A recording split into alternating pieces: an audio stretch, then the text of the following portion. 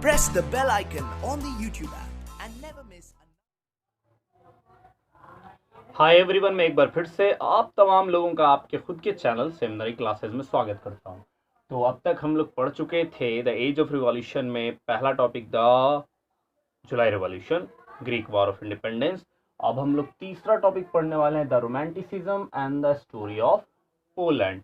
बहुत ही मज़ेदार टॉपिक है, आपको बहुत ही आसानी से समझ में आएगा और इससे अगर किसी भी प्रकार के कोई क्वेश्चन आते हैं तो बड़ी ही आसानी से बना लीजिएगा। तो आइए समझते हैं रोमांटिसिज्म का मतलब क्या हुआ।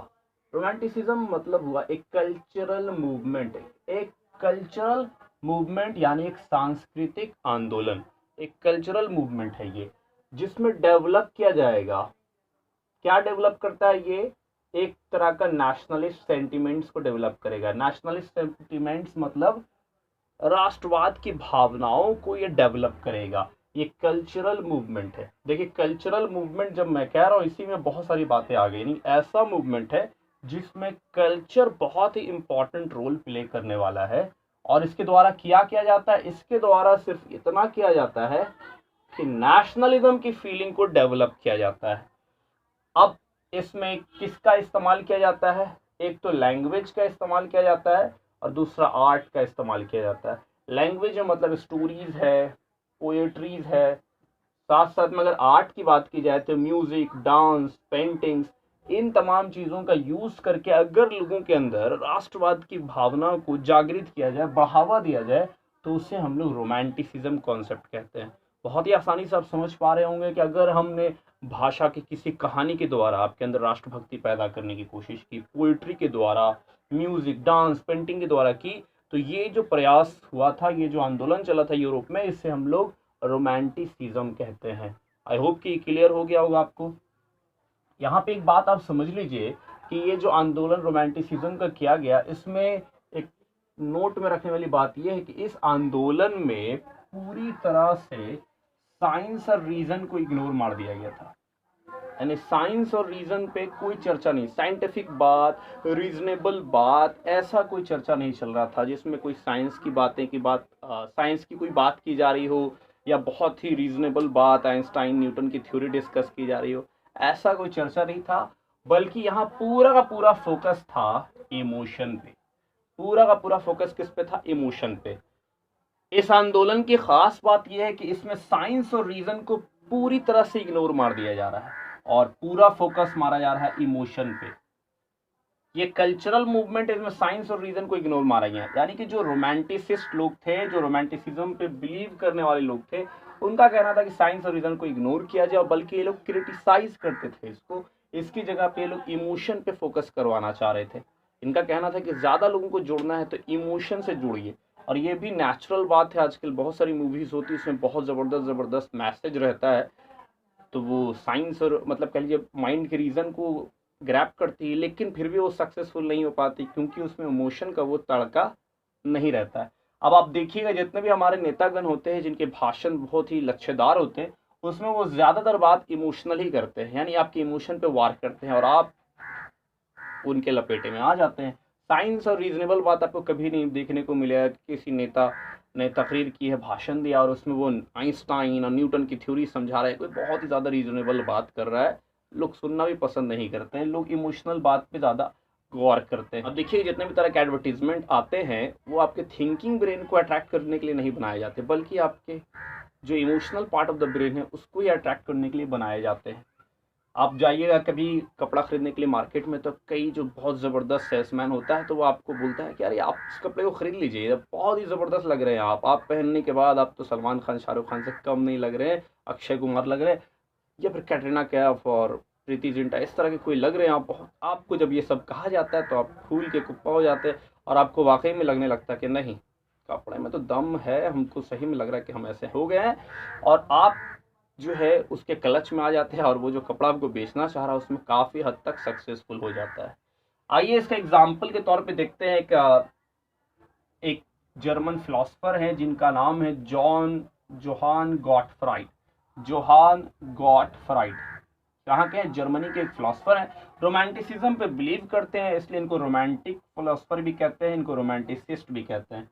इनका कहना था कि जो जर्मन कल्चर, जो ट्रू जर्मन कल्चर को अगर हमको फाइंड करना है तो ये आम लोगों के बीच में ही फाइंड होगा। It will be found among das Volk. Das Volk जो शब्द होता है इसका मतलब समझ लीजिए, ये जर्मन भाषा का शब्द है। दास मतलब हो जाता है दा, और वोक असल में इसका प्रोनाउंसिएशन होता है फोक, और फोक मतलब होता है कॉमन पीपल, आम जनता, मैंगो पीपल। तो ट्रू जर्मन कल्चर को फाउंड किस में किया जाएगा? आम जनता के पास, और वो भी कैसे? सॉन्ग्स के द्वारा, पोइट्री के द्वारा, डांसेस के द्वारा।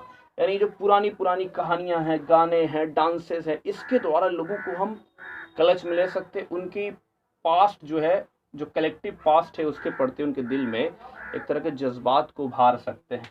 तो ये पूरा चैप्टर ही, ये टॉपिक ही जज्बात पे काम कर रहा है। यहाँ पे साइंस रीजन वाली कोई बात पे चर्चा चल ही नहीं रही। यहाँ पे किस पे बात हो रही है? जज्बात पे, इमोशन पे। कैसे इमोशन को कंट्रोल में लिया जाए कुछ एक्टिविटीज के द्वारा। इसके द्वारा तो म्यूजिक, डांस, पेंटिंग्स या स्टोरीज या पोइट्री वगैरह के द्वारा।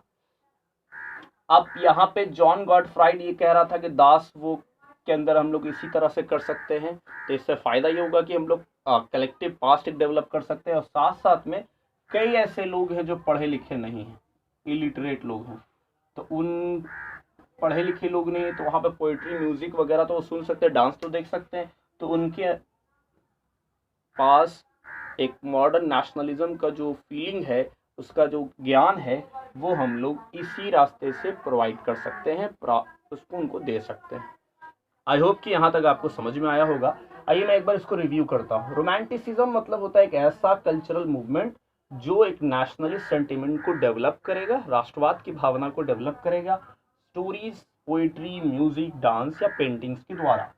और इसके बारे में इसमें यह बात ध्यान देना है कि इसमें साइंस और रीजनेबल पार्ट जो माइंड का होता है उस पर फोकस नहीं किया जाएगा, उसको इग्नोर माना जाएगा, उसको क्रिटिसाइज किया जाएगा, और पूरा का पूरा फोकस इमोशन पे किया जाएगा। जोहान गॉटफ्राइड जर्मन फिलोसोफर थे, इनको रोमांटिक फिलोसोफर कहते हैं। इन्होंने भी कहा था कि भाई जो ट्रू जर्मन कल्चर है वो आम जनता के बीच में मिलने वाला है। आम जनता, the folk, the common people, जिसे हम लोग दास वोक भी कहते हैं। और ये कैसे हम लोग जनरेट कर सकते हैं? सॉन्ग के द्वारा, पोइट्री के द्वारा, डांसेस के द्वारा उनको कनेक्ट कर सकते हैं, नेशनलिज्म उनकी फीलिंग उनके अंदर डाल सकते हैं।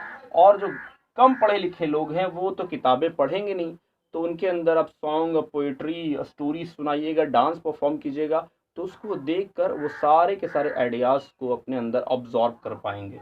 आई होप कि यहाँ तक आपको क्लियर हो गया होगा। अब इसका एक प्रैक्टिकल एग्जाम्पल देखने को मिलता है पोलैंड में। तो आगे हम लोग पढ़ने वाले हैं पोलैंड की स्टोरी के बारे में। हम लोग जानेंगे कैसे पोलैंड में लैंग्वेज, जो कि रोमांटिसिज्म का ही एक टूल है, कैसे एक इम्पॉर्टेंट रोल प्ले करता है रशियन अथॉरिटीज के खिलाफ लड़ाई में। तो चलिए देखते हैं पोलैंड की कहानी में क्या होता है।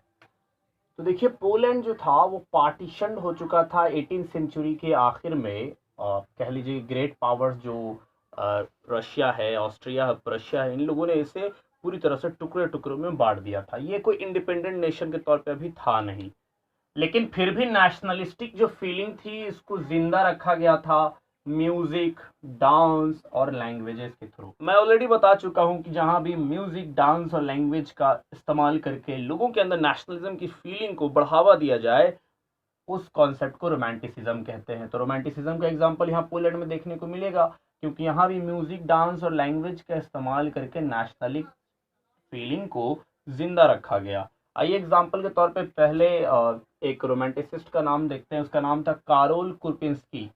काजोल का होगा चचेरा भाई वो। कारोल कुरपिंस्की जो है, ये क्या किया था, इसने कुछ फोक डांसेस थे वहाँ के, जो प्राचीन कह सकते, काफी दिनों से चले आ रहे थे, जो नृत्य कला, उसमें एक का नाम आता पोलोनॉइज और दूसरे का माजुरका। पोलोनेज आप याद आसानी से कर सकते हैं क्योंकि पोलैंड की बात चल रही है, तो पोलोनेज और माजुरका, ये दोनों डांस को इसने नेशनलिस्ट सिंबल में तब्दील कर दिया। यानी ये दोनों थे तो डांस, लेकिन इसको इस तरह से रिप्रेजेंट किया कि जिसकी वजह से राष्ट्रवाद की भावना को बढ़ाया जा सके। तो हमने क्या समझा कि पोलैंड एक इंडिपेंडेंट नेशन नहीं था, बल्कि इसको बांट दिया गया था ग्रेट पावर्स के द्वारा। ग्रेट पावर्स में रशिया, ऑस्ट्रिया और प्रशिया आते हैं। तो इन्होंने इसके बांट दिया था, नेशनलिस्ट फीलिंग फिर भी यहाँ जिंदा रखी गई थी म्यूजिक, डांस और लैंग्वेज के द्वारा।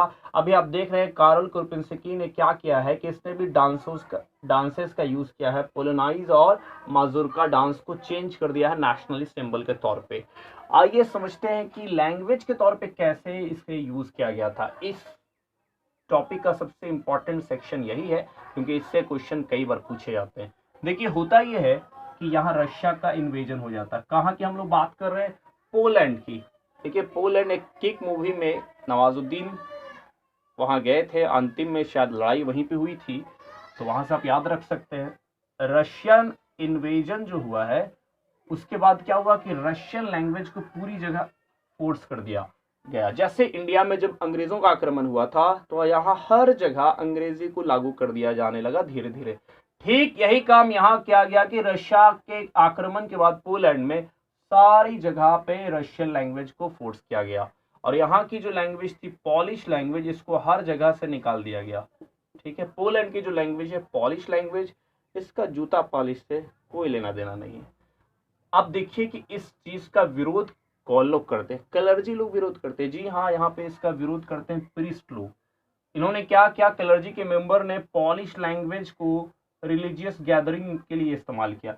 यानी ये लोग कहीं पर भी धार्मिक व्याख्यान देना होता था, लेक्चर्स देना होता था, धर्म की लोगों को बातें बतानी होती थी, बाइबल को वर्सेस को एक्सप्लेन करना होता था, तो ये लोग रशियन लैंग्वेज का यूज नहीं करते थे बल्कि पॉलिश लैंग्वेज का यूज करते थे। रशियन लोग बोले थे हमें आपसे कोई प्रॉब्लम नहीं है, आप धर्म की बातें बताएं, बहुत अच्छी बात है, लेकिन हमारी भाषा में बताएं, रशियन में। तो इन्होंने कहा हम ऐसा नहीं करने वाले, हम पोलैंड वाली भाषा ही बोलेंगे, पॉलिश भाषा ही बोलेंगे, अपनी भाषा में लोगों को बताएंगे। अब इस बात को रशियन लोगों ने अब चैलेंज के तौर पे लिया कि हमने जब बोल दिया कि ये लैंग्वेज खत्म तो खत्म, आप इस भाषा को क्यों प्रचार कर रहे हैं, इसका क्यों इसके बारे में बात कर रहे हैं? ये भाषा वाली लड़ाई बहुत जगह पे हुई है, बांग्लादेश भाषा की वजह से बन गया, और आपने पढ़ा है कि इस जगह पे श्रीलंका में भाषा की लड़ाई हुई थी। अब देखिए इस रिजल्ट के अनुसार हुआ क्या कि चूंकि ये लोग मान नहीं रहे थे, इस्तेमाल कर रहे थे भाषा का, तो बहुत सारे लोगों को जेल में डाल दिया गया या फिर सजा के तौर पे साइबेरिया भेज दिया गया। साइबेरिया भेजा गया या जेल में डाल दिया गया। साइबेरिया वो ऐसी जगह है, बहुत ठंड पड़ता वहां पे, एकदम हाड़ कपकपाने वाली ठंड पड़ती है, इतनी ज्यादा ठंड पड़ती है कि आंख का जो पुतली आप देख रहे हैं ना, यहाँ पे भी बर्फ जम जाता है। देखने में आप बड़े ही स्मार्ट लगने वाले वहां पे। तो बहुत ही जबरदस्त तरह का एक सजा होता था वहां पे, लोगों को या तो जेल भेजा गया या तो साइबेरिया भेज दिया गया। और प्रिस्ट लोग जिस लैंग्वेज का इस्तेमाल कर रहे थे वो पॉलिश लैंग्वेज है, पोलैंड की भाषा को हम लोग पॉलिश कहते हैं। जूता पॉलिश से इसका कोई ताल्लुक नहीं, ये बात दिमाग में घुसा लीजिएगा। ऐसा नहीं है क्वेश्चन आया पॉलिश से संबंधित और आपने जूता पॉलिश की कहानी लिख दी तो आपको एकदम जबरदस्त नंबर मिलेगा, एकदम टॉप कर जाइएगा, आप टेंशन नहीं लीजिए।